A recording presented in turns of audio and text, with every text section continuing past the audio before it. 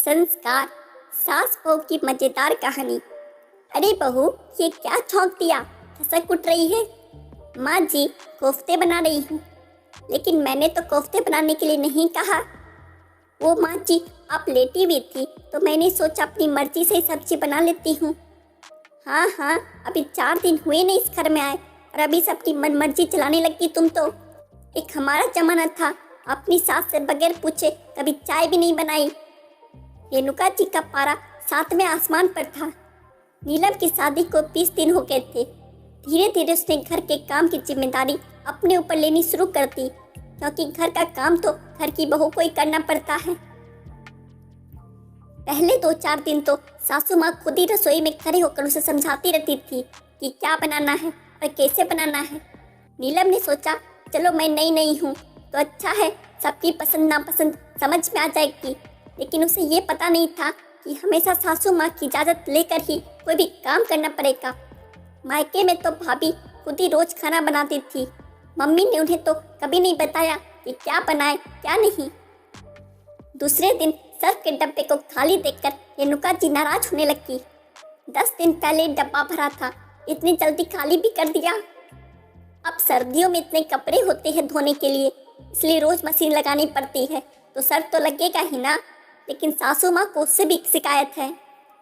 एक दिन नीलम की सास अपनी बहन से फोन पर बातें कर रही थी, तो नीलम ने उन दोनों की बातें सुन ली। सासू माँ कह रही थी, बहन, मैं तो अपने घर का सारा काम अपनी देख रेख में करवाती हूँ, नहीं तो बहू अपनी मनमर्जी करने लगेगी। तू भी अपनी बहू को कस के रखा कर, नहीं तो घर में तुम्हें कोई नहीं पूछेगा, हमारी तो कोई अहमियत ही नहीं रहेगी।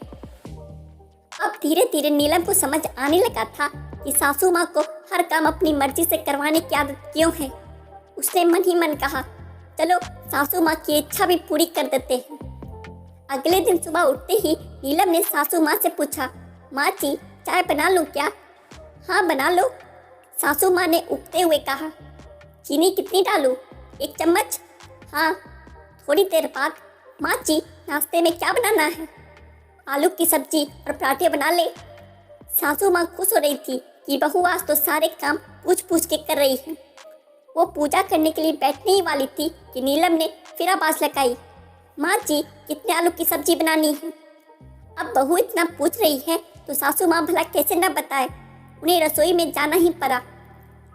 सारी चीजें बताकर जैसे बैठने लगी, नीलम ने फिर आवाज लगाई, माँ जी, जरा मशीन में सर्फ डाल दीजिए, मुझे तो अंदाजा ही नहीं है। उन्हें मजबूरन फिर उठना पड़ा। दोपहर को जैसे ही सासू माँ आराम करने के लिए लेटी, नीलम ने आवाज़ लगाई, माँ जी, खाने में क्या बनाना है? बहू, दाल चावल बना लो। थोड़ी देर बाद, माँ जी, कौन सी दाल बनाऊँ, मूंग की या उड़द की? मूंग की बना लो, सासू माँ ने खींचते हुए कहा। आज ना तो वो ढंग से पूजा कर पाई, ना ही आराम कर पाई। नीलम मन ही मन मुस्कुरा रही थी, लेकिन साथ ही उसे सासू माँ को इस तरह परेशान करना अच्छा भी नहीं लग रहा था। अब तो पानी सर से ऊपर हो गया। शाम को फिर वही शुरू हो गया, माँ जी, खाने में क्या बनाना है? सब्जी में कौन कौन से मसाले डालने हैं? दूध गर्म दूँ या ठंडा? सासू माँ ने जोर से चिल्लाते हुए कहा, बहू, अब मुझसे कुछ मत पूछना। ना सुबह से थोड़ी देर आराम से बैठने दिया, ना टीवी देखने दिया, और तो और भगवान का नाम भी शांति से न ले पाई। लेकिन माँ जी, आपने तो कहा था कि मुझसे पूछे बिना कोई काम मत करना।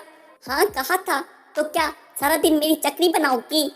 जो बनाना है, जैसे बनाना है बना लो, बस समय पर सारा काम हो जाना चाहिए। नीरू मुस्कुराते हुए रसोई में चली गई।